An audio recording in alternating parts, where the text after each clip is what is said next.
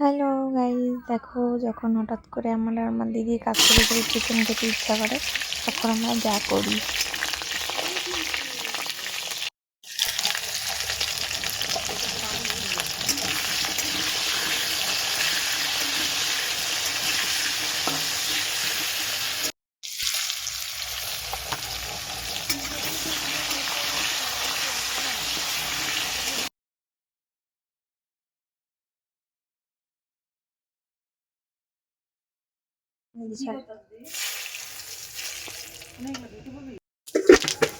এখন দিয়ে দেবো পেঁয়াজ আর লঙ্কা।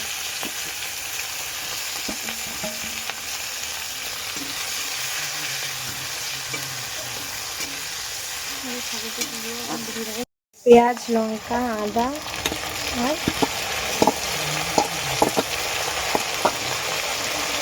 পাতা থেকে সামনে আনাটা খুব দরকার ছিল।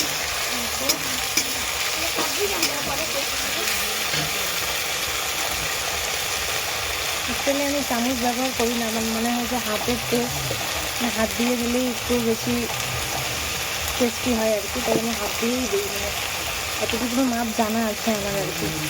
তো হলুদটা তো আর হাত দিয়ে দেওয়া যায় না, হলুদটা চামচ দিয়েই দিতে হয়। একদম হাতে বাটা মশলা সব, মানে সেরকম গুঁড়ো কোনো কিছু বাচ্চা আমি তো। হ্যাঁ, তাও দিদির হাতে বাটা মশলা, কারণ মাও একটু হেল্প করলো। জিরাটা না বাটার সময় পাইনি, তো জিরা গুঁড়ো দিয়ে দিলাম। কোনো জিরা হয়ে যাবে রে এখানে, ফ্রিজে রেখে দিস।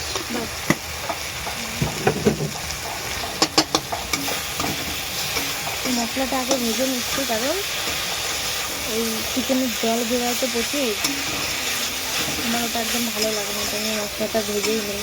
যার রান্নার যেরকম প্রসেস থাকে আর কি, আমার ওইভাবে ভালো লাগে।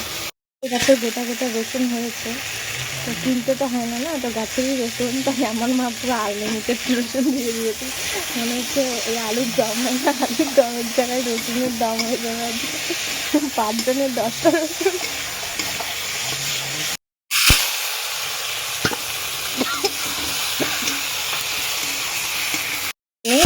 আমার বোন শর্টকাট কাজ করতে পছন্দ করে, তো টমেটো পিসগুলো বানানোর সময় মানে যাই হোক আমি চিকেনটা দিয়ে দিই।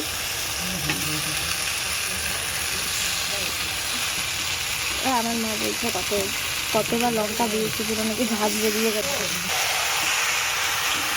পুরো স্পাইসি ভাবে রান্না হয়েছে আমাদের। দেখি